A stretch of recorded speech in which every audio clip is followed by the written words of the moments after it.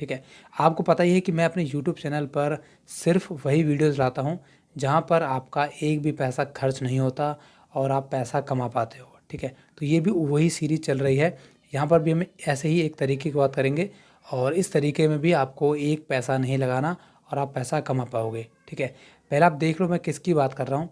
तो यहाँ पर देखिए मैंने फ्रीलांसर की वेबसाइट खोल रखी है और यहाँ पर मैंने सर्च कर रहा हूँ क्या, वेब डिज़ाइनर जॉब। ये देखो, वेब डिज़ाइनर, सॉरी ज़्यादा बड़ा हो गया है। ये देखो, वेब डिज़ाइनर। ठीक है, और यहाँ पर आप स्केल देख लीजिए, ये दे रहा है $8 एक घंटे का, $14 एक घंटे का, $18 एक घंटे का।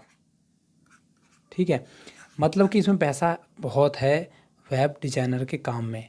ठीक है दोस्तों, इसके अलावा मैं आपको दिखा देता हूँ, जो अगर आप नौकरी पे भी लगते हो, कहीं पर सैलरी भी लगते हो, तो वेब डिज़ाइनर की क्या सैलरी होती है। तो इंडिया की बात ही कर रहा हूँ मैं। तो इंडिया में देखिए वेब डिज़ाइनर की एवरेज सैलरी होती है 28,000, सॉरी ये होती है आपकी कितनी, 2,87,000, मतलब करीब होगी ये आपकी 18 से मान ले 20,000 मान लो। ठीक है, 18K से 20K रहती है एवरेज सैलरी एक वेब डिज़ाइनर की इंडिया के अंदर। ठीक है दोस्तों, तो सैलरी के बेस पर भी ये बहुत अच्छा एक प्रोफेशन है और अगर फ्रीलांसर करना चाहते हो तो वहाँ पर भी आप इससे पैसे कमा सकते हो। ठीक है, अब बात करते हैं कि वेब डिज़ाइनर आप बनेंगे कैसे, मतलब ये कोर्स आप करेंगे कैसे और सबसे इम्पोर्टेंट कि फ्री में आप कैसे करेंगे, क्योंकि मैं आपको बताता हूँ बिल्कुल फ्री वाले काम।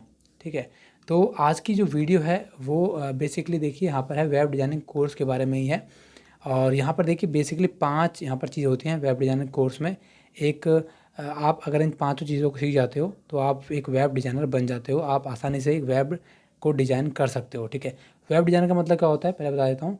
देखिए वेब डिज़ाइनर का मतलब होता है नॉर्मली, जैसे कि मान लो अब मैंने खोली है ये गूगल की वेबसाइट, तो देखिए गूगल इस तरीके से लिखा हुआ है, यहाँ पर गूगल आएगा, ये वाइट रंग में लिखा हुआ है। ठीक है, इसके बाद इस सर्च लिखा हुआ है, इसके बाद ये कुछ आइकन है, तो ये एक डिज़ाइन किया हुआ है। ये पूरा एक पेज है जो हमारा यहाँ से लेकर ये पूरा जो पेज है ये एक वेब डिज़ाइनर ने बनाया है, समझ रहे हो, ये डिज़ाइन किया है। ठीक है, इसी तरीके से अगर आप जाओगे यहाँ पर मान लो अमेज़ोन पर, देखिए अमेज़ोन चलते हैं, ये मैंने खोली है अमेज़ोन। ठीक है, तो ये भी एक डिज़ाइन किया हुआ है कि भाई देखो यहाँ पर क्या आएगा, यहाँ पर सर्च आएगा। ठीक है, यहाँ पर लोगो आएगा अमेज़ोन का। ठीक है, यहाँ पर प्रोडक्ट्स आएंगे, इस तरीके से प्रोडक्ट आएंगे, यहाँ पर ऐड आएगी। तो ये सब कुछ जो डिज़ाइन बनाया हुआ है ये बनाया है एक वेब डिज़ाइनर ने। ठीक है, तो आप समझ रहे होंगे कि वेब डिज़ाइनर की कितनी रिक्वायरमेंट है आज की डेट में, बहुत ज़्यादा रिक्वायरमेंट है और आगे मतलब इन फ्यूचर भी इसकी रिक्वायरमेंट बहुत बढ़ने वाली है। ठीक है दोस्तों, तो इसको बिल्कुल भी आप हल्के में मत लेना, बिल्कुल सीरियस होकर आप इस कोर्स को कर लो। डेफिनेटली आप पैसा यहाँ पर कमा पाओगे फ्यूचर में और बिल्कुल फ्यूचर के हिसाब से ही है। ठीक है, तो यहाँ पर बेसिकली मैं बता रहा था आपको 5 चीज़ होती हैं। एक होता है HTML5, मतलब कि एक कोडिंग होती है बेसिकली, और एक होता है CSS, एक होता है जावास्क्रिप्ट, एक होता है jQuery, एक होता है बूटस्ट्रैप। ठीक है, अगर आप ये पाँचों चीज़ कर लोगे तो आप एक वेब डिज़ाइनर बन जाओगे और आपकी सैलरी 18-19 हज़ार रुपये आराम से लग जाएगी। ठीक है, और जैसे जैसे आपका एक्सपीरियंस होगा वैसे वैसे आपकी सैलरी बढ़ती जाएगी। ठीक है दोस्तों, तो आज की जो वीडियो है हमारी वो है हमारी HTML के ऊपर। ठीक है, यहाँ पर मैं आपको HTML का जो HTML5 है ये पूरा कोर्स कंप्लीट कराने वाला हूँ, वो भी बिल्कुल फ्री में, बिल्कुल फ्री में, जो कि हमारे चैनल का मकसद है। हर चीज़ आपको बिल्कुल फ्री में कराई जाएगी यहाँ पर। ठीक है, और जो बाकी चीज़ें हैं जैसे ये CSS, जावास्क्रिप्ट, jQuery, बूटस्ट्रैप, ये मैं आपको नेक्स्ट वीडियोस में कभी कराऊंगा। और अगर आपको जल्दी चाहिए कि भैया CSS की जल्दी बनाओ या जावास्क्रिप्ट की जल्दी बनाओ, jQuery की जल्दी बनाओ या फिर बूटस्ट्रैप की जल्दी बनाओ, तो प्लीज़ आप कमेंट कर देना और जितने ज़्यादा कमेंट आएंगे मैं समझ जाऊँगा हाँ भाई इस टॉपिक पर पहले वीडियो बनानी है, तो उस पर बनेगी वीडियो। ठीक है, तो यहाँ से अब मैं वीडियो को ख़त्म करता हूँ। अब जो वीडियो आएगी वो आएगी सिर्फ किसके बारे में, HTML5 का पूरा एक कंप्लीट कोर्स रहेगा। आप उस वीडियो को कंप्लीट देखिए, मतलब इसके बाद शुरू होगी, मैं बोलना बंद कर दूँगा, उसके बाद ये आगे का जो कोर्स है शुरू हो जाएगा, बिल्कुल फ्री ऑफ कॉस्ट है। HTML5 रहेगा पूरा, आप चाहो तो इसको डाउनलोड कर लो और पूरे 1 घंटे की वीडियो रहेगी, आराम से देखना, इसको तसल्ली से देखना।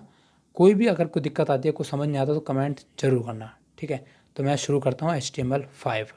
तो दोस्तों यहाँ पर हम अपना HTML का कोर्स स्टार्ट करने वाले हैं। तो HTML की फुल फॉर्म होती है hyper text markup language. HTML एक वेब पेजेस का स्ट्रक्चर डिस्क्राइब करता है। HTML बताता है कि आपके ब्राउज़र पे क्या डिस्प्ले हो। तो ये कुछ जनरल बातें थी HTML के बारे में जो हमने समझी, आगे भी समझेंगे। तो अभी हम यहाँ पर अपने इस ट्यूटोरियल में हम अपना विजुअल स्टूडियो कोड यूज़ कर रहे हैं। तो आप और कोई भी एडिटर यूज़ कर सकते हैं, जैसे कि सबलाइम, नोटपैड प्लस प्लस, या आप विजुअल स्टूडियो कोड भी यूज़ कर सकते हैं। तो चलिए अभी हम विजुअल स्टूडियो कोड पे काम करते हैं। तो सबसे पहले तो हम देख लेते हैं HTML फाइल कैसे बनती है। तो आप कुछ नहीं है, बहुत सिंपल है, आपको एक फ़ाइल बनानी है जिसका आपको एक्सटेंशन एक्सटेंशन हमेशा आपको HTML रखना है। तो मैं यहाँ पे एक फ़ाइल बना लेता हूँ index.html नाम की। तो यहाँ पे मेरी एक HTML फाइल बन के तैयार है। तो यहाँ पे अभी मैंने एक HTML का स्ट्रक्चर तैयार कर लिया है। तो चलिए इसको समझते हैं। तो सबसे पहले आपको ऐसे ही लिखना है doc type HTML। तो ये हमें बताता है कि हम HTML5 यूज़ कर रहे हैं। फिर HTML, फिर हेड आपका मेटा इन्फॉर्मेशन स्टोर करता है, मतलब हिडन इन्फॉर्मेशन सारी स्टोर करेगा। फिर आपका टाइटल, तो टाइटल में आप अभी के लिए दे दीजिए माय फर्स्ट वेब पेज। तो ये आपका जो पेज का टाइटल होगा वो है। फिर हेड टैग बंद होएगा, इन्हें टैग बोलते हैं। इसके बाद बॉडी टैग शुरू होगा, यहाँ पे आपका मेन कोड स्टार्ट होगा। यहाँ पे ये बॉडी टैग बंद होगा, फिर HTML बंद होएगा हमारा। तो आपको हमेशा इसी स्ट्रक्चर में HTML कोड करना है। तो चलिए देख लेते हैं हम अपने फाइल पे जाके। तो ये हमारा वेब पेज है, यहाँ पे देखिए माय फर्स्ट वेब पेज। तो यही हमने टाइटल में दिया था। तो हमारा अभी पेज पे कुछ दिख नहीं रहा है क्योंकि हमने अभी बॉडी में तो कुछ लिखा ही नहीं है ना। तो अभी हम थोड़ा बहुत HTML एलिमेंट्स के बारे में पढ़ते हैं। तो एक पैराग्राफ टैग होता है, यहाँ पे आप कुछ भी लिख सकते हैं। लाइक मैं लिख दूँ माय वेलकम हेयर। अब देखना, अब यहाँ पे आपका शो होगा ब्राउजर पे वेलकम हेयर। अगर मैं इसको रिफ्रेश कर दूंगा तो देखो यहाँ पे वेलकम हेयर। तो ये होता है पैराग्राफ टैग। जो भी आप पैराग्राफ में लिखना चाहें आप कुछ भी लिख सकते हैं। लाइक मैं रख दूँ थैंक यू सो मच। तो अभी ये पूरा ब्राउजर पे शो हो जाएगा। जब मैं इसको रिफ्रेश करूंगा ये देखो welcome here thank you so much. तो ये हो गया, ये हमारा एक पैराग्राफ बनता चला जा रहा है। अब देखो अगर मैं एक और पैराग्राफ बनाऊं तो ये देखो आप,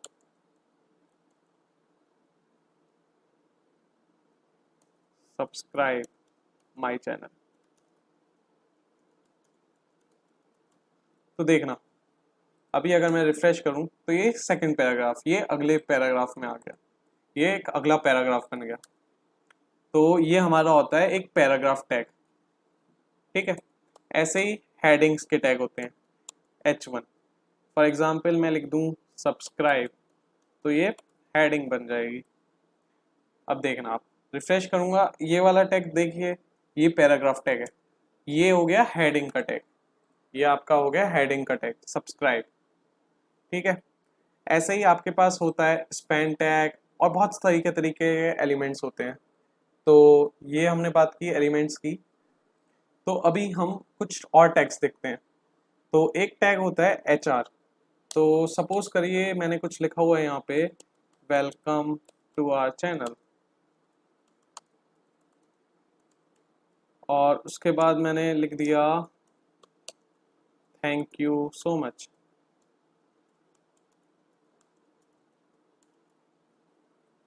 और मैंने यहाँ पे दे दिया HR टैग, और फिर मैंने लिख दिया सब्सक्राइब माय चैनल। तो अब देखिए HR टैग का क्या काम होता है, ये एक हॉरिजॉन्टल लाइन बना देगा। तो हॉरिजॉन्टल लाइन बन गई, बूम। तो यहाँ पर हमारा सबसे पहले हमारा पैराग्राफ टैग चला, तो वेलकम टू आवर चैनल। उसके बाद फिर हमारा एक पैराग्राफ टैग दे रखा है, तो थैंक यू सो मच। उसके बाद हमने एक हॉरिजॉन्टल लाइन बना रखी है, तो यहाँ पे एक हॉरिजॉन्टल लाइन बनती हुई आपको दिख रही है। इसके बाद हमने एक और पैराग्राफ दे दिया सब्सक्राइब माय चैनल, तो यहाँ पे एक और पैराग्राफ आ गया। तो इस तरीके से HR टैग यूज करते हैं हम। HR टैग की तरह ही आपके पास एक ब्रेक टैग और होता है जिसको हम यूज करते हैं। तो सपोज करिए मुझे यहाँ पर एक लाइन ब्रेक चाहिए, मतलब मैं नहीं चाहता कि ये एक ही लाइन में आए, तो मैं यहाँ पर ब्रेक टैग दे सकता हूँ BR टैग। तो अगर अब मैं देखूंगा तो चैनल नेक्स्ट लाइन में जा चुका होगा। देखिए ये रहा एक ही पैराग्राफ, लेकिन यहाँ पे लाइन ब्रेक हो गई बी आर टैग की वजह से। तो ये हमने देखा बी आर टैग के। तो अभी हम समझते हैं अपने प्री टैग के बारे में। प्री टैग होता क्या है? प्री टैग का अपना एक फिक्स फॉर्मेट होता है, मतलब इसका एक प्री डिफाइंड फॉर्मेट होता है, एंड उसी फॉर्मेट में ये टेक्स्ट डिस्प्ले कर देता है। तो चलिए यहाँ पे यूज करके देख लेते हैं। Pre welcome to our channel, और यहाँ पे लिख देता हूँ थैंक्स फॉर वॉचिंग। अब देखना आपको ये नॉर्मल टेक्स्ट से अलग लगेगा। ये देखिए यहाँ पे ये आपको थोड़ा अलग लग रहा है दिखने में ही। तो ये एक फिक्स फॉर्मेट है जो प्री टैग का है, तो इसने हमारे को इस फॉर्मेट में टेक्स्ट डिस्प्ले करा दिया। तो ये होता है हमारा प्री टैग।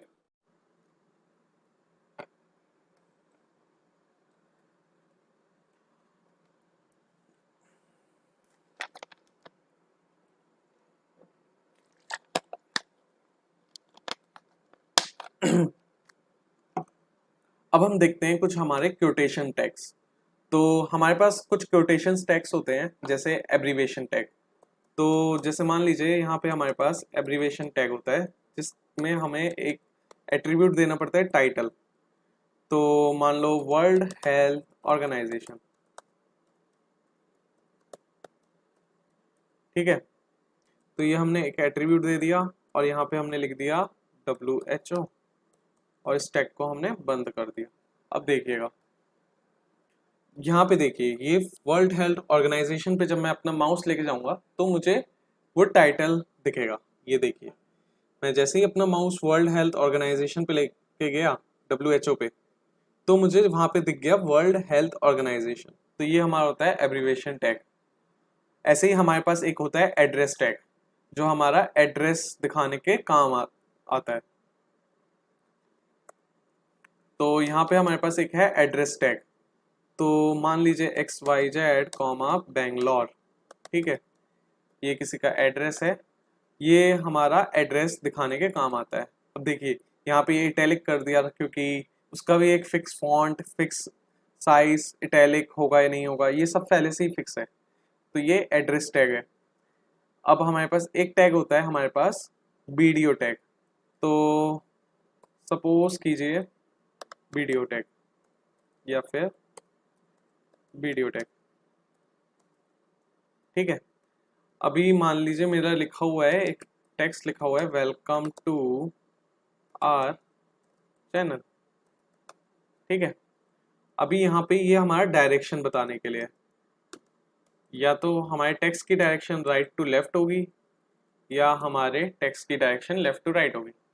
तो अब देखिए राइट टू लेफ्ट में इसने यहाँ से देखिए वेलकम टू आवर चैनल, तो ये हमने राइट टू लेफ्ट कर दी टेक्स्ट की डायरेक्शन। लेफ्ट टू राइट में कुछ फर्क नहीं पड़ेगा, ये हमारी डिफ़ॉल्ट वैल्यू ही होती है लेफ्ट टू राइट। तो ये वेलकम टू आवर चैनल, ठीक है। तो ये होता है वीडियो टैग। अब हमारे पास होता है ब्लॉक क्योट। तो हम यूज़ कर सकते हैं block quote tag, block quote tag. और मान लीजिए मैं एक कोई वो ले लेता हूँ डमी टेक्स्ट,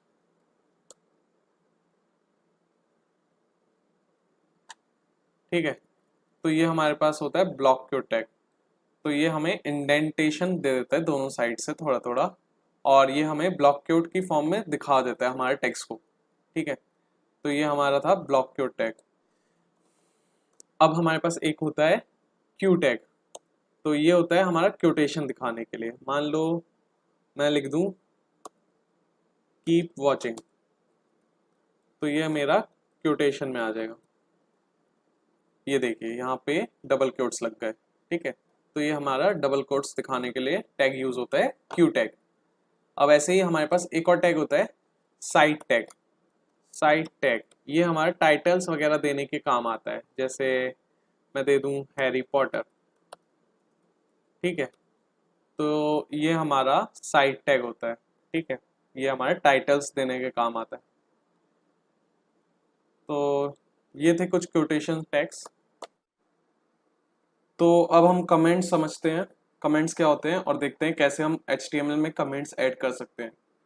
तो सबसे पहले मैं एक पैराग्राफ टैग लिख लेता हूँ, वेलकम, ठीक है। और मान लो मुझे यहाँ पे ये बताना है कि मतलब कुछ भी कमेंट लिखना है, तो मैं कैसे लिखूँगा, ये सबसे पहले ये वाला साइन, उसके बाद एक्सक्लेमेटरी मार्क, उसके बाद दो माइनस के साइन, और मैं यहाँ पे लिख दूंगा अपना कमेंट, जो भी मेरा कमेंट है, दिस इज अ कमेंट। तो ये हमने बात की कमेंट्स की। तो अब देखते हैं कलर्स कैसे ऐड करते हैं। ये मैं आपको पहले भी बता चुका हूँ कलर्स कैसे ऐड करते हैं, पर कलर्स ऐड करने के भी अलग अलग फॉर्मेट होता है। तो ये हम देखते हैं कि क्या क्या फॉर्मेट हम यूज़ कर सकते हैं कलर्स को ऐड करने के लिए। तो पैराग्राफ लिख लेता हूँ मैं, वेलकम। तो मैंने पहले आपको ऐसे बताया था, पैराग्राफ में मैंने एक एट्रीब्यूट दिया था स्टाइल नाम का, और यहाँ पे मैंने कलर की प्रॉपर्टी हमने सेट कर दी थी रेड के इक्वल, ठीक है। तो ये मेरा कलर ऐड हो गया, ठीक है। तो ये हमारा रेड कलर में अब दिख रहा है। तो ऐसे ही आप इसमें RGB की वैल्यू दे सकते हैं। मान लो मैं यहाँ पे लिखता हूँ, एक और पैराग्राफ बना लेता हूँ मैं, और यहाँ पे लिखता हूँ कीप वॉचिंग, ठीक है। तो अभी तो ये मेरा ब्लैक कलर में दिख रहा है, ठीक है। अब मुझे इसको रेड करना है RGB वैल्यूज दे के। तो मैं क्या करूँगा, यहाँ पे मैं फिर से स्टाइल कर दूंगा, और यहाँ पे मैं लिख दूंगा कलर RGB, RGB, और यहाँ पे मैं लिख दूंगा 255 और 0 और 0, ठीक है। तो ये मेरा अब रेड कलर में हो गया। तो हम RGB का यूज़ करके भी कलर दे सकते हैं, और अब देखते हैं हम हेक्सा वैल्यू भी दे सकते हैं कलर्स के लिए, ठीक है। हेक्सा वैल्यूज भी हम प्रोवाइड कर सकते हैं। तो style equal to colour, colour, इसके बाद आप हेक्सा वैल्यू दे सकते हैं हैश लगा के। रेड की होती है FF 0000। तो अब देखिए मैं यहाँ पे लिख देता हूँ कोई पैराग्राफ के अंदर, thanks for watching, thanks for watching. तो ये भी अब मेरा रेड कलर में शो होगा। तो देखिए अब ये भी मेरा रेड कलर में शो हो रहा है, ठीक है। तो ऐसे मैं हेक्स वैल्यू भी दे सकता हूँ, मैं HSL वैल्यू भी दे सकता हूँ, यहाँ पे मैं HSL वैल्यू भी दे सकता हूँ। तो यहाँ पे HSL फॉर्मेट कैसे होता है, स्टाइल इक्वल टू, ये तो सेम ही रहेगा, ठीक है। कलर लिखना पड़ेगा आपको HSL, और यहाँ पे ब्रैकेट में आपको परसेंटेज बतानी पड़ेगी। तो 0, 100%, कामा 50%। तो ये हमारा हो गया हेक्स वैल्यू सब्सक्राइबर्स, ठीक है। तो देखिए ये भी हमारा रेड कलर में अब दिखने लगा। तो ये सारे होते हैं फॉर्मेट कलर के। तो अब हम देखते हैं CSS स्टाइलिंग के मेथड्स। यहाँ पे हमारे पास 3 टाइप के CSS स्टाइलिंग के मेथड्स होते हैं। एक होता है इनलाइन, जो हमने अभी देखा था, जिसमें हम क्या करते हैं, अभी पहले मैं इसको क्लियर कर देता हूँ, ठीक है। तो अभी मैं यहाँ पे एक पैराग्राफ ले लेता हूँ, वेलकम, ठीक है। तो इसको स्टाइल करने के लिए हमने देखा था स्टाइल एट्रीब्यूट यूज करके, यहाँ पे कलर रेड, ठीक है, कुछ इस तरह हम देते हैं, और ये हमारा रेड कलर में स्टाइल हो जाता है। तो ये देखिए हमारा रेड कलर में ये शो हो रहा है, ठीक है। तो इसको बोलते हैं इनलाइन CSS, क्योंकि यहाँ पे हम जो स्टाइल ये सब लिख रहे हैं ये इस टैग के अंदर ही हम डिफाइन कर रहे हैं, ठीक है। तो ये हो गया हमारा इनलाइन CSS। अभी मैं इसको हटा देता हूँ। तो अब हम देखते हैं इंटरनल CSS क्या होती है। तो देखिए अभी ब्लैक कलर ये वापस हो गया है। तो इंटरनल CSS के लिए हमें क्या करना पड़ता है, इंटरनल CSS के लिए हमें हेड के अंदर एक हमें स्टाइल टैग लगाना पड़ता है, और हमें यहाँ पे हमें बताना पड़ता है कि हमारे को क्या प्रॉपर्टीज यूज करनी है। तो मैंने पैराग्राफ में मैंने मान लो रेड कलर यूज कर रहा हूँ, ठीक है। तो अब इसका कलर वापस से रेड हो जाएगा। तो अब आप देखिए, आप देख सकते हैं यहाँ पे ये वापस से रेड कलर हो चुका है। तो इसको बोलते हैं इंटरनल CSS, ऐसे ही एक होती है एक्सटर्नल CSS। तो एक्सटर्नल CSS के लिए मैंने एक क्लास बना रखी है style.css। यहाँ पे मैंने पैराग्राफ में कलर दे रखा है रेड। अब मुझे क्या करना है, यहाँ पे अब मुझे इसको अपनी बताना है मुझे HTML फाइल को कि ये जो स्टाइलिंग होगी इसकी, ये style.css से उठा ले। तो इसको बताने के लिए मुझे यहाँ पे लिंक देना पड़ेगा, लिंक, और इसको बताना पड़ेगा कि ये हमारी स्टाइल शीट है, ठीक है। और हमें इसका पाथ देना पड़ेगा फाइल का। तो हम लिख देंगे यहाँ पे style.css, ठीक है। तो अब देखिए, अब यहाँ पे हमने इसको इससे अटैच कर दिया है, तो यहाँ पे रेड कलर आ रहा है। अब मैं मान लो यहाँ पे लिख दूँ इसका बैकग्राउंड, बैकग्राउंड कलर ये कर दे येलो, तो इसका बैकग्राउंड हो जाएगा येलो, ठीक है। तो ऐसा कुछ दिख रहा है। तो ये पूरा हमारा, ये हो गई हमारी एक्सटर्नल CSS, ठीक है। ऐसे ही हम स्टाइल कर सकते हैं। तो अब हम यहाँ पे देखते हैं लिंक्स के बारे में थोड़ा और डिटेल में। तो सबसे पहले तो लिंक्स आपको पहले बताया हुआ है। हम पहले एक एंकर टैग लेते हैं। यहाँ पे मैं अभी एक कोई भी URL पास करा देता हूँ। सपोज कीजिए मैं पास कराता हूँ प्राइम वीडियो, ठीक है, .com। तो अभी ये प्राइम वीडियो .com पे खुलेगा। तो यहाँ पे मैं लिख देता हूँ प्राइम वीडियो, ठीक है। और इसका मैं टारगेट दे देता हूँ, टारगेट दे देता हूँ अंडरस्कोर ब्लैंक, ठीक है। तो अब मैं यहाँ पे एक इंटरनल CSS बना लेता हूँ अपनी स्टाइल।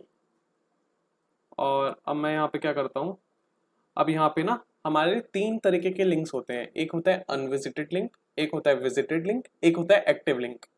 तो सबसे पहले अनविजिटेड लिंक, मतलब जब स्टार्टिंग में वो लिंक ऐड होती है, जब आप उस पर क्लिक नहीं करते, जब तक आप उस पर क्लिक नहीं करते। तो यहाँ पे हम लिख सकते हैं ए लिंक, और मान लो मेरा जो कलर है स्टार्टिंग में मैं देना चाहता हूँ रेड, मतलब वो लिंक मुझे रेड कलर में शो, ठीक है। एक होता है विजिटेड लिंक। विजिटेड लिंक होता है जब आप उस पर क्लिक कर चुके होते हैं, मतलब जब आप उस पर जा चुके होते हैं, तो उसका कलर हो जाए मेरा पर्पल, ठीक है। तो मेरा उसका कलर हो जाए पर्पल। एक होता है एक्टिव। तो एक्टिव हमारा क्या होता है, एक्टिव हमारा तब होता है जब आप लिंक पे क्लिक ही करते हो। तो सबसे पहले अनविजिटेड लिंक, मतलब उसका कलर रहेगा रेड। उसके बाद आपने जैसे ही आप क्लिक करोगे तो उसका कलर हो जाएगा ग्रीन, 2 सेकंड के लिए उसका कलर ग्रीन होएगा।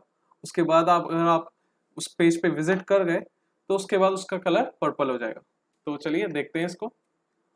और यहाँ पे देखिए सबसे पहले इसका कलर है रेड, क्योंकि हमने यहाँ पे रेड डाल रखा है, ठीक है।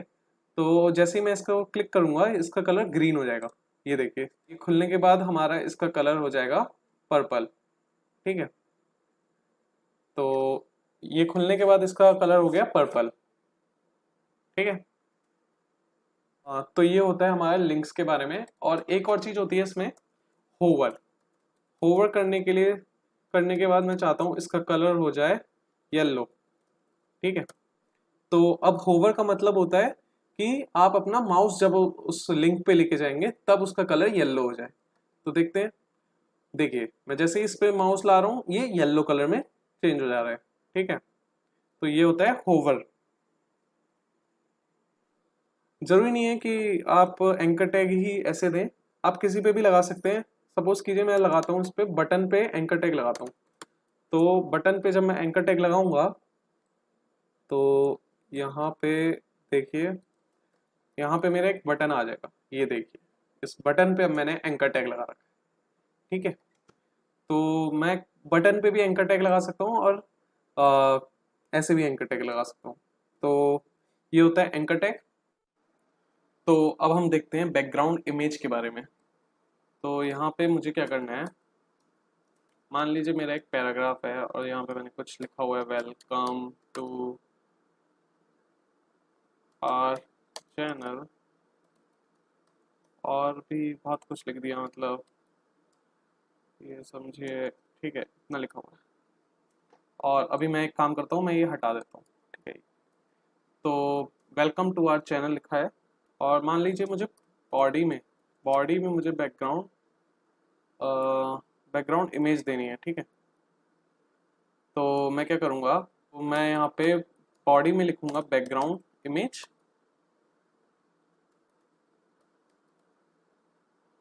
और यहाँ पे मैं यूआरएल में दे दूँगा हमारा जो होगा ये, ठीक है। तो अब आप देखिए यहाँ पे हमारी इमेज सेट हो गई, पर अब आप देखिए यहाँ पे हमारी पूरी इमेज नहीं आ रही है, ठीक है। तो मैं यहाँ पे क्या करूँगा, यहाँ पे मैं लिख दूंगा background attachment fixed and background size cover, ठीक है। तो अब आप देखिए यहाँ पे हमें ये प्रॉपरली दिख रहा है, ठीक है। और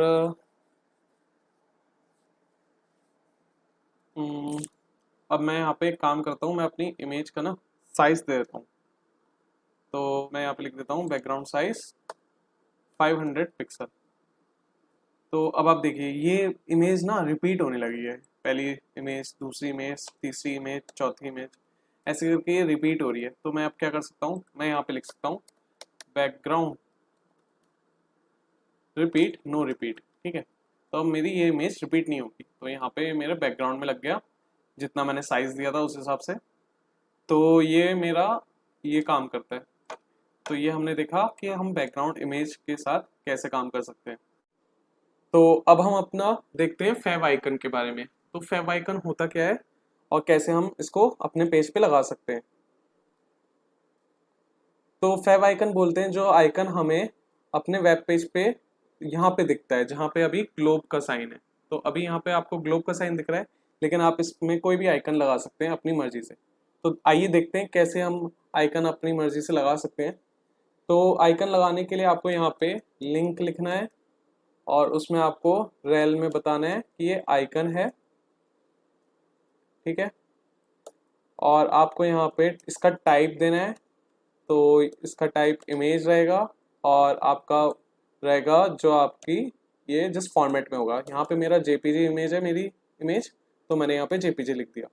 और यहाँ पे HREF में आपको अपनी इमेज देनी है। तो मेरी इमेज का नाम अभी insta.jpg है, तो मैंने अपनी इमेज का नाम दे दिया। अब मुझे देखिए यहाँ पे, ये देखिए ये मुझे इंस्टाग्राम आइकन यहाँ पे दिखने लगा, शो होने लगा। तो इसको बोलते हैं फेव आइकन। तो ऐसे हम अपनी पेज पे फेव आइकन सेट कर सकते हैं। तो चलिए अब हम देखते हैं अपनी टेबल के बारे में, हम कैसे HTML में एक टेबल बना सकते हैं। तो टेबल के लिए क्या क्या फील्ड्स हमें रिक्वायर्ड है। टेबल के लिए हमें पहले तो मैं इसको क्लियर कर लेता हूँ, ठीक है। तो यहाँ पे मैं सब चीज़ों को हटा देता हूँ, और हम एक टेबल बनाते हैं, ठीक है। तो हमें टेबल बनाने के लिए सबसे पहले तो चाहिए टेबल टैग, ठीक है। तो टेबल टैग के अंदर हमारे पास एक टेबल रो होगी, ठीक है। तो टेबल रो TR से बनती है, TR टैग होता है। अब इसमें हेडिंग्स होंगी बहुत सारी, जैसे नेम, ठीक है, टेबल हेडिंग। एक हो जाएगी क्लास, अभी के लिए दो ही हेडिंग्स लेते हैं। और डाटा होगा, टेबल डाटा। लेकिन सारी चीज़ों को हमें टेबल रो में डालना पड़ेगा, मतलब एक रो में ही तो आप डालेंगे वो डाटा को भी। तो टेबल रो में आएगा हमारा पहले टेबल डाटा। तो टेबल डाटा में मैं डाल देता हूँ राम, और यहाँ पे टेबल डाटा में डाल देता हूँ फर्स्ट, ठीक है। अब यहाँ पे एक और ले लेता हूँ मैं टेबल रो, और यहाँ पे फिर से टेबल डाटा में मैं डाल देता हूँ किशन, और यहाँ पे टेबल डाटा में मैं डाल देता हूँ, यहाँ पे टेबल डाटा में मैं डाल देता हूँ सेकंड, ठीक है। तो ऐसे हमारी एक टेबल बन के तैयार है। तो चलिए देख लेते हैं ये टेबल को। तो ये देखिए ये हमारी टेबल बन गई, ठीक है। अब अब मैं यहाँ पे इसको बॉर्डर भी दे सकता हूँ टेबल को, हमारी टेबल को। तो चलिए अब हम CSS ऐड कर लेते हैं। तो स्टाइल लिख लेते हैं यहाँ पे, स्टाइल, और यहाँ पे हम टेबल हेड को और टेबल डेटा को यहाँ पे बॉर्डर दे देते हैं 2 पिक्सल सॉलिड ब्लैक।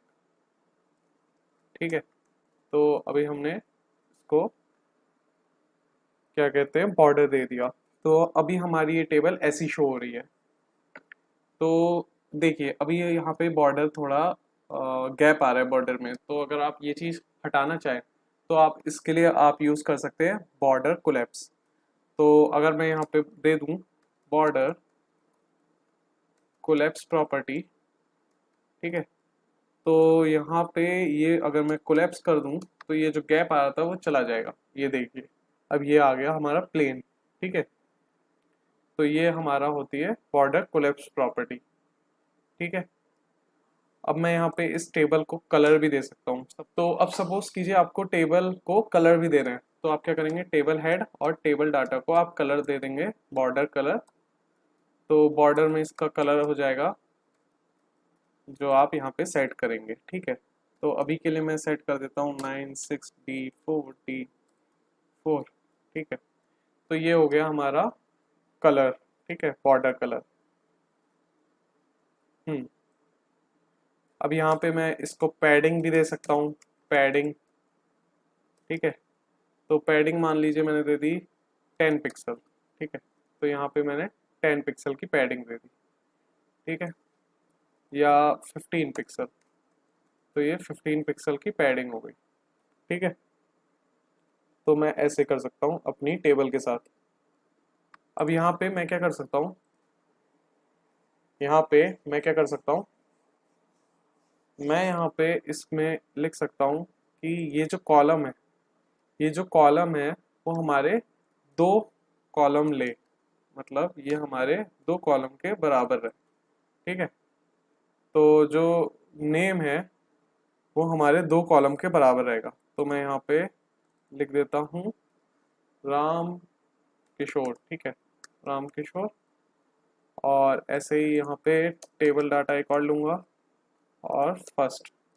ठीक है, और यहाँ पे किशन दास। ठीक है, तो अब देखिए यहाँ पे, देखिए ये नेम पे हमने कॉल स्पैन 2 दिया था, तो यहाँ पे ये 2 कॉलम की जगह ले रहा है। ठीक है, तो ये हमारा हो गया कॉल स्पैन। ऐसे ही हमारे पास एक होता है रो स्पैन। तो अब देखते हैं यहाँ पे रो स्पैन। तो सबसे पहले मैं एक काम करता हूँ, ये कॉल स्पैन हटा लेता हूँ अपना, और यहाँ पे नेम, और यहाँ पे मैं कर देता हूँ जूली। ठीक है, और ये टेबल डाटा कर देता हूँ। ठीक है, तो ये यहाँ पे मैं कर देता हूँ फोन। ठीक है, और इसको मैं टेबल हेडिंग कर देता हूँ, और इस पे मैं रो स्पैन लगा देता हूँ। सपोज कीजिए जूली के पास 2 फ़ोन नंबर्स हैं, तो यहाँ पे मैं पहला डाटा लिख देता हूँ और इसका पहला फ़ोन नंबर, और यहाँ पे इसका आ जाएगा दूसरा फ़ोन नंबर। ठीक है, और ये वाले को मैं हटा देता हूँ। तो अब देखिए ये हमारा हो गया रो स्पैन। तो ये हो गया रो स्पैन। ये देखिए ये वाली रो 2 स्पेस ले रही है, यानी कि 2 रोज का स्पेस ले रही है, तो इसे बोलते हैं रो स्पैन। तो ये हमने देखा टेबल्स के बारे में। तो अब हम समझते हैं अपनी लिस्ट के बारे में। तो देखते हैं कितने टाइप्स की लिस्ट होती हैं और लिस्ट बनती कैसे है। तो यहाँ पे हमारे पास HTML में 2 टाइप्स की लिस्ट होती है, अनऑर्डर्ड लिस्ट, ऑर्डर्ड लिस्ट। तो नाम से ही समझ में आ रहा है अनऑर्डर्ड लिस्ट मतलब कि इसका कोई ऑर्डर नहीं होगा। ठीक है, तो यहाँ पे चलिए पहले इसको हम क्लियर कर लेते हैं। तो टेबल हटा देता हूँ मैं यहाँ से, और स्टाइल टैग भी हटा देता हूँ मैं यहाँ से। ठीक है, तो सबसे पहले हम अनऑर्डर्ड लिस्ट समझते हैं। तो अनऑर्डर्ड लिस्ट बनाने के लिए आपको ये टैग देना पड़ता है, और लिस्ट आइटम के लिए हमें li लिखना पड़ता है। तो लिस्ट आइटम में हम लिख देते हैं कंप्यूटर लिस्ट आइटम माउस, ठीक है, लिस्ट आइटम कीबोर्ड, ठीक है, लिस्ट आइटम सीपीयू। तो हमने ये लिख दिया, तो ये हमारा हो गया अनऑर्डर्ड लिस्ट एक। तो देखिए अगर आप इसे रिफ्रेश करेंगे तो आपको एक अनऑर्डर्ड लिस्ट दिखेगी, ये देखिए ये हमें एक अनऑर्डर्ड लिस्ट मिल गई, ठीक है।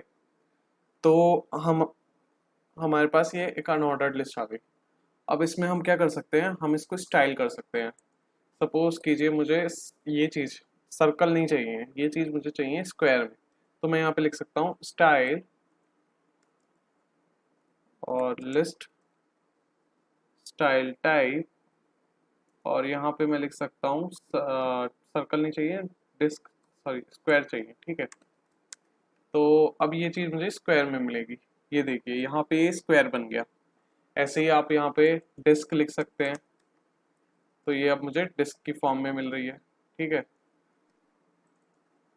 आप यहाँ पे नन लिख सकते हैं, तो अब हमें ये ऐसे ही मिल गया, ठीक है। तो ये होती है हमारी अनऑर्डर्ड लिस्ट। अब हम समझते हैं ऑर्डर्ड लिस्ट के बारे में। तो ऑर्डर्ड लिस्ट का भी स्ट्रक्चर ऑलमोस्ट सेम होता है, बस इसमें हम क्या करते हैं, लिस्ट स्टाइल टाइप में यूएल की जगह ओएल लिख देते हैं, ठीक है। तो ये हमारी होती है ऑर्डर्ड लिस्ट, और ये सीएसएस में अभी यहाँ से हटा देता हूँ। तो ये हमारी हो गई ऑर्डर्ड लिस्ट। अब देखिए 1 2 3 4, तो ये यहाँ पे ऑर्डर में आ रहा है, तो ये है हमारी ऑर्डर्ड लिस्ट। अब इसमें भी आप इसको चेंज कर सकते हैं। मान लीजिए आपको चाहिए टाइप ए टाइप का, मतलब ए बी सी डी, तो यहाँ पे ए बी सी डी ऐसे आ गया, ठीक है। अभी आपको चाहिए यहाँ पे 1 या फिर रोमन्स में, तो यहाँ पे रोमन्स में आ गया, ठीक है। तो आप अपने हिसाब से इसका टाइप भी चेंज कर सकते हैं। अभी आपको चाहिए स्मॉल अल्फ़ाबेट्स में, ठीक है, तो अभी आपको यहाँ पे स्मॉल अल्फ़ाबेट्स में आ गया। तो ये होती है हमारी ऑर्डर्ड लिस्ट। तो ये हमारी हो गई ऑर्डर्ड लिस्ट। तो हमने आज देखा लिस्ट के बारे में। तो अब समझते हैं हम ब्लॉक एंड इनलाइन एलिमेंट्स के बारे में। तो हमारे HTML में दो तरीके की डिस्प्ले वैल्यूज होती हैं, एक होती है ब्लॉक एलिमेंट्स वैल्यूज और एक होती है इनलाइन वैल्यू। तो हर एक एलिमेंट्स का पहले से ही डिफ़ॉल्ट एक वैल्यू सेट की कर दी जाती है, ठीक है। तो सबसे पहले तो समझते हैं ब्लॉक और इनलाइन एलिमेंट्स में अंतर क्या है। जो जो हमारे ब्लॉक एलिमेंट्स होते हैं ना, वो हमारे हमेशा नई न्यू लाइन से स्टार्ट होते हैं, ठीक है। और जो हमारे इनलाइन एलिमेंट्स होते हैं वो हमारे न्यू लाइन से स्टार्ट नहीं होते। तो ब्लॉक एलिमेंट्स जैसे कि हमारा डिव हो गया या पैराग्राफ हो गया, तो ये सारे हमारे ब्लॉक एलिमेंट्स हैं। और इनलाइन एलिमेंट्स जैसे कि हमारा स्पेन टैग है, वो हमारा इनलाइन एलिमेंट है, ठीक है। तो चलिए देखते हैं। तो अगर मैं यहाँ पे एक डिव ले लूँ और यहाँ पे कुछ भी लिख दूँ, वेलकम टू आवर चैनल, और यहाँ पे अब अगर मैं नया डिव लूंगा तो वो नई लाइन से स्टार्ट होगा। यहाँ पे मैं लिखता हूँ थैंक्स फॉर वॉचिंग,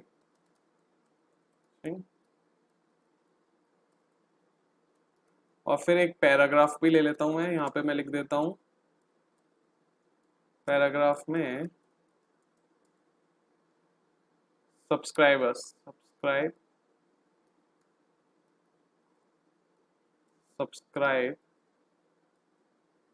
अस, ठीक है।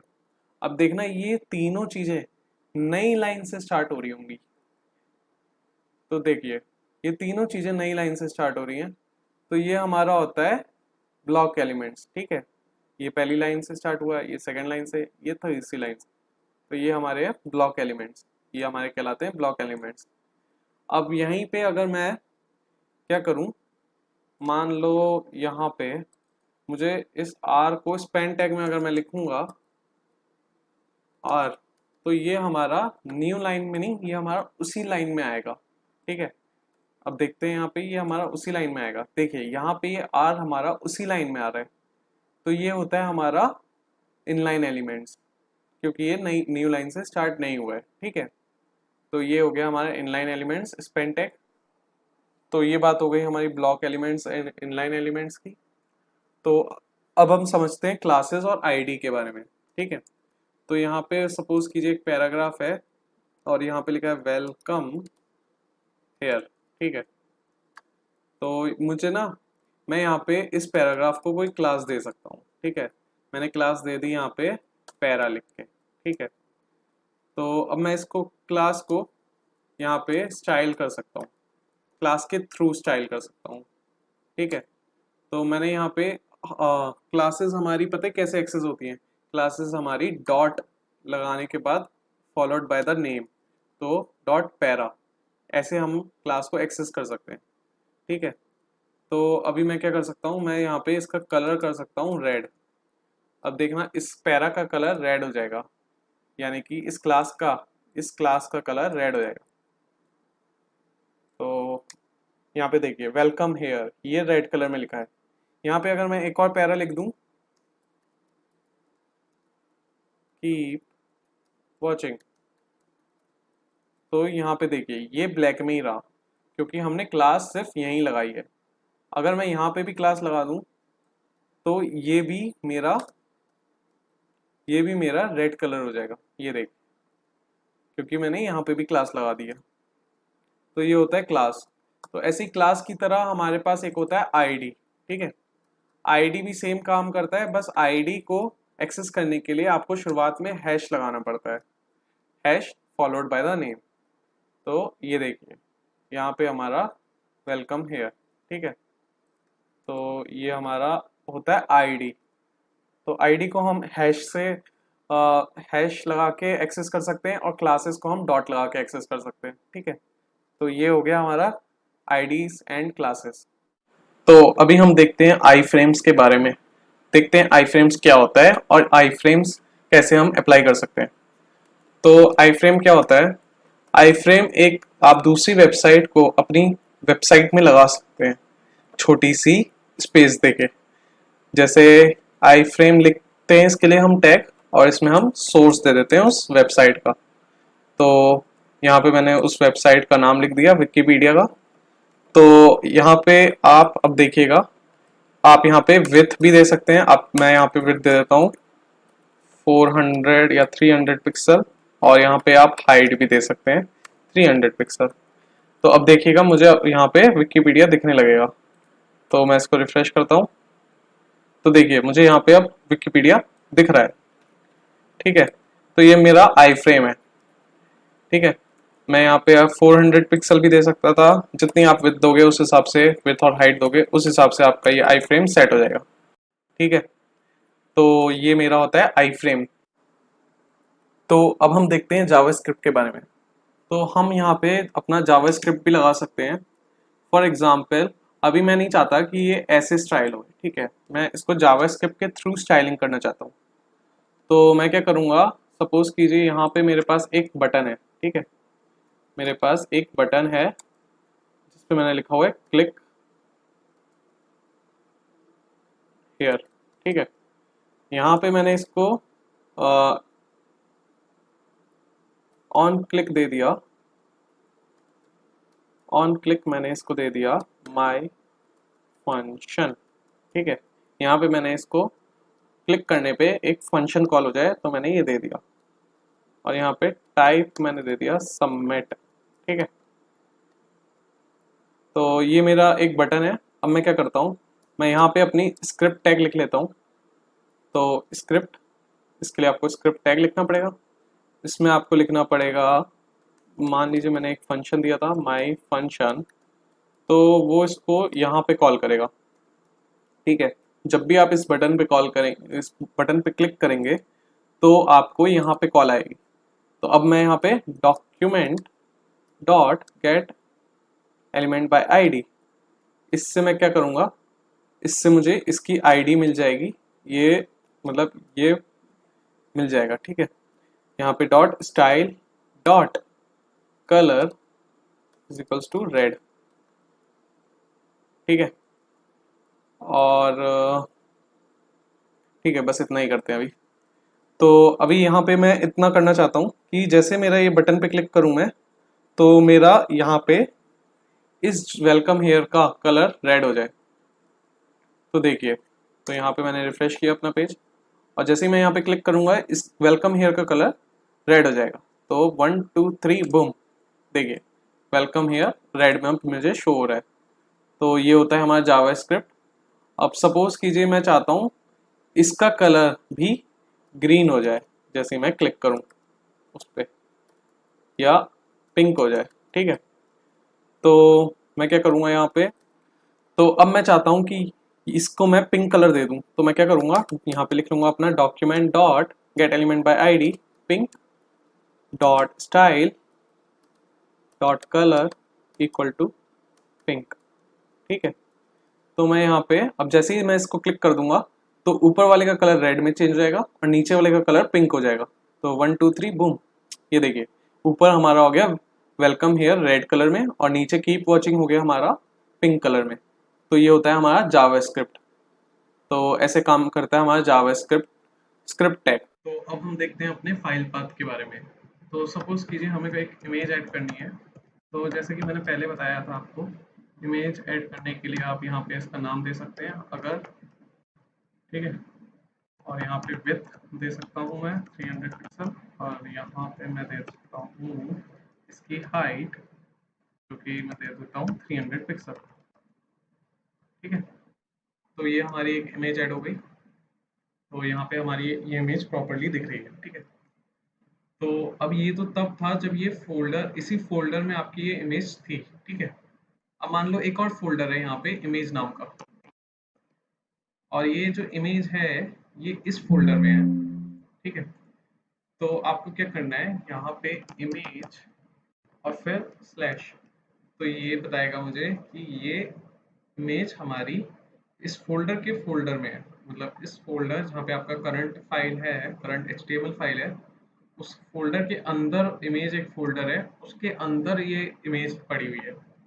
तो ये हमारा है फाइल पाथ। तो यहाँ पे अब मेरी इमेज प्रॉपरली शो हो रही है, ठीक है। तो ये हमने देखा फाइल पाथ के बारे में। तो अब हम समझते हैं लेआउट्स के बारे में। तो जैसे कि आप यहाँ पे ये डायग्राम देख सकते हैं, तो हम ऐसे अपना लेआउट बना सकते हैं अपने स्ट्रक्चर का, ठीक है। तो सबसे पहले हेडर आ जाएगा, फिर नेविगेशन बार आ जाएगा, फिर सेक्शन आ जाएगा कोई भी, फिर आर्टिकल आ जाएगा, साइड आ जाएगा ये साइड में जो है, और नीचे फूटर आ जाएगा। तो ऐसे ये सेक्शन देखने में अलग अलग सेक्शंस और अलग अलग ये लेआउट बहुत अच्छा लग रहा है दिखने में, ठीक है। तो हम ऐसे करके अपने अलग अलग सेक्शंस बना सकते हैं। तो चलिए अब देखते हैं रिस्पॉन्सिव के बारे में। तो रिस्पॉन्सिव के बारे में सबसे पहले तो मैं आपको बताना चाहूँगा कि यहाँ पे हम अपनी साइट को रिस्पॉन्सिव बनाने के लिए क्या कर सकते हैं, यहाँ पे हम व्यू पोर्ट ऐड कर सकते हैं, ठीक है। तो यहाँ पे हम व्यू पोर्ट को सेट कर सकते हैं, तो ये हमारा साइट को रिस्पॉन्सिव बनाता है, ठीक है। दूसरा हम क्या कर सकते हैं, जैसे आपकी ये इमेज है, तो मैं यहाँ पे 100% अगर मैं यहाँ पे लिख दूँ तो ये मेरी इमेज रिस्पॉन्सिव बनेगी, और यहाँ पे ये मेरी इमेज रिस्पॉन्सिव बन गई है। तो अगर मैं देखूँ यहाँ पर, तो अगर मैं यहाँ पे देखूँ तो मैं अगर इसका साइज़ छोटा भी करता हूँ तो भी ये रिस्पॉन्सिव दिख रही है, मतलब मुझे कुछ ऐसा नहीं दिख रहा है कि मेरी इमेज बेकार लग रही हो, ठीक है। तो ये रिस्पॉन्सिव बन गई है। तो यहाँ पे मैं विड्थ को 100% सेट कर सकता हूँ रिस्पॉन्सिव बनाने के लिए, या फिर मैं यहाँ पे लिख सकता हूँ मैक्सिमम विड्थ इज़ 100%, ठीक है। तो अभी भी यहाँ पे हमारा ये रिस्पॉन्सिव बन गया है, ठीक है। तो यहाँ पे अगर मैं फिर से देखूँ, देखिए यहाँ पे हमें ये रिस्पॉन्सिव वे में दिख रहा है, ठीक है।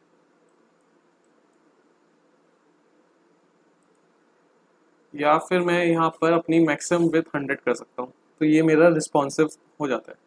अब अगर मुझे किसी भी अपने टेक्स्ट को रिस्पॉन्सिव करना है तो मैं क्या कर सकता हूँ, तो मैं इसमें टेक्स्ट भी अपना रिस्पॉन्सिव बना सकता हूँ। सपोज कीजिए यहाँ पे मेरे पास एक h2 टैग है जिसके अंदर लिखा हुआ है वेलकम टू आवर चैनल, ठीक है। अब मैं यहाँ पे क्या कर सकता हूँ, इसको रिस्पॉन्सिव बनाने के लिए मैं यहाँ पे ऐड कर सकता हूँ स्टाइल में, स्टाइल एट्रीब्यूट में फॉन्ट साइज, और मैं फॉन्ट साइज दे सकता हूँ 2VW। VW मतलब कि व्यू पोर्ट विथ, ठीक है। तो अगर अब मैं देखूँ तो यहाँ पे मेरा ये जो है ये वेलकम टू आवर चैनल, अगर तो ये देखिए, तो इसका साइज भी चेंज होगा हमारा जैसे जैसे मैं अपने पेज की विड्थ बढ़ाऊंगा। तो ये देखिए यहाँ पे हमारा साइज बढ़ा, यहाँ पे हमारा साइज बढ़ा। तो ये रिस्पॉन्सिवनेस है, ये हमारे पेज की रिस्पॉन्सिवनेस है, ठीक है। तो हम ऐसे अपने फॉन्ट को रिस्पॉन्सिव बना सकते हैं। तो आइए अब देखते हैं हम एंटिटीज़ और सिंबल्स के बारे में। ठीक है, तो ये क्लियर कर लेता हूँ मैं इसको। ठीक है, तो एंटिटीज़ और सिंबल्स क्या होते हैं, यहाँ पे हमारे पास बहुत सारे वो होते हैं, जैसे पैराग्राफ टैग है, और मैं यहाँ पे लिख दूँ लेस देन। ठीक है, अब मुझे यहाँ पे लेस देन का सिंबल चाहिए, तो इसके लिए एक एंटिटी है हमारा और उसको हमें @LT ऐसे लिखना है। तो यहाँ पे हमारा लेस देन बन के आ जाएगा। ये देखिए लेस देन का सिंबल हमारे को दिखने लगा। ठीक है, तो कुछ इस तरह है। अब ऐसे ही आप एक ग्रेटर देन दे सकते हैं यहाँ पे, ग्रेटर देन। ठीक है, और एड्रेस GT। ठीक है, तो ये हमारा ग्रेटर देन हो गया। ठीक है, ऐसे ही आप फॉर ऑल का सिंबल दे सकते हैं। ठीक है, तो बहुत सारे होते हैं, मतलब ये आपको नेट पे मिल जाएंगे सारे। तो यहाँ पे मैं लिख सकता हूँ फॉर ऑल। ठीक है, तो ये मेरा फॉर ऑल का सिंबल हो गया। ठीक है, तो ऐसे मेरे पास बहुत सारे ये एंटिटीज और सिंबल्स होते हैं। ठीक है, तो अब हम देखते हैं इमोजीज कैसे ऐड कर सकते हैं हम इसमें अपने HTML में। तो हम कैसे इमोजी ऐड कर सकते हैं, तो यहाँ पे कुछ मेथड होता है इमोजी ऐड करने का। तो सपोज कीजिए मुझे पहला इमोजी ऐड करना है यहाँ पे। ठीक है, तो फर्स्ट इमोजी मैं यहाँ पे कुछ लिख लेता हूँ। फर्स्ट इमोजी इज, अब मुझे यहाँ पे कोई इमोजी ऐड करना है, तो आपको क्या करना है, सबसे पहले एड्रेस देना है, फिर हैश देना है, उसके बाद यहाँ पे मैंने लिख देता हूँ 128516। ठीक है, तो यहाँ पे मेरा पहला इमोजी ऐड हो जाएगा। ठीक है, अब मान लो मुझे और भी इमोजीज ऐड करने हैं, तो सेकेंड इमोजी इज 128525। ठीक है, ये मेरा नंबर हो गया, ये एड्रेस और ये हैश लगा दी, तो ये हो गया दूसरा emoji. Third emoji is and, उसके बाद हैश, उसके बाद नंबर 128151। ठीक है, तो ऐसे ही मैंने 3 इमोजीज ऐड कर दिए। ठीक है, तो ऐसे ही बहुत सारे और नंबर्स हैं जो आपको नेट पे मिल जाएंगे। तो इस तरीके से आप अपना इमोजीज ऐड कर सकते हैं। बस आपको ये याद रखना है, सबसे पहले एंड आएगा, उसके बाद हैश आएगा, उसके बाद नंबर आएगा, उसके बाद सेमीकोलन आएगा। तो इस तरीके से आप अपने पेज पे अपने इमोजीज ऐड कर सकते हैं। ठीक है, तो अब हम देखते हैं URL एनकोडिंग। तो URL एनकोडिंग क्या होती है वो अब हम समझते हैं। अगर हमारे URL में SI सेट से बाहर का वर्ड होता है तो URL को कन्वर्ट कर दिया जाता है। ठीक है, तो URL एनकोडिंग रिप्लेस कर देता है नॉन SI करेक्टर को percentage followed by hexadecimal value से। चलिए समझते हैं। तो यहाँ पे सपोज कीजिए यहाँ पे मेरे पास एक फॉर्म है, और यहाँ पे मेरा एक इनपुट टाइप है। ठीक, input type is equals to text, और यहाँ पे मैं लिख सकता हूँ name is equals to first name, F name. Okay, तो ये मेरा कुछ है इनपुट, और यहाँ पे मेरे पास एक बटन है जिसका टाइप है सबमिट और क्लिक हेयर। ठीक है, तो ये हमारे पास ऐसा है। तो चलते हैं हमारे ब्राउज़र पे। तो देखिए यहाँ पे ये मेरा ऐसे आ रहा है।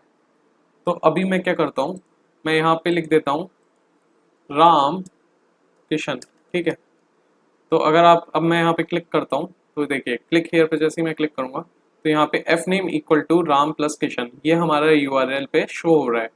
ठीक है, अब अगर मैं यहाँ पे लिख देता कुछ भी हैश, ठीक है, तो ये मेरा क्या करता, ये हैश मेरा SI सेट के बाहर है, तो यहाँ पे मेरा हो जाता, यहाँ पे ये मुझे परसेंटेज और उसके बाद कोई हेक्साडेसिमल डिजिट लगा के मुझे शो कर देता अब मेरे URL पे। तो देखते हैं, क्लिक हेयर पे क्लिक करता हूँ मैं, तो यहाँ पे ये देखिए हैश को इसने कन्वर्ट कर दिया परसेंटेज देन 23, ये हेक्साडेसिमल डिजिट है, और देन अपना वही राम किशन।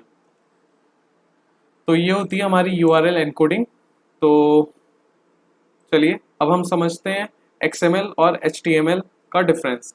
तो चलिए अब देखते हैं HTML वर्सेस XHTML। तो XHTML होता क्या है? तो XHTML हमारा होता है एक्सटेंसिबल हाइपरटेक्स्ट मार्कअप लैंग्वेज। तो ये हमारा XML एप्लीकेशन होती है और ये XHTML हमारा सारे ब्राउज़र सपोर्ट करते हैं। तो XML हमारी जो है मार्कअप लैंग्वेज होती है, जहाँ पे हमारे जो डॉक्यूमेंट्स हैं वो हमारे वेल फॉर्म्ड होते हैं, ठीक है।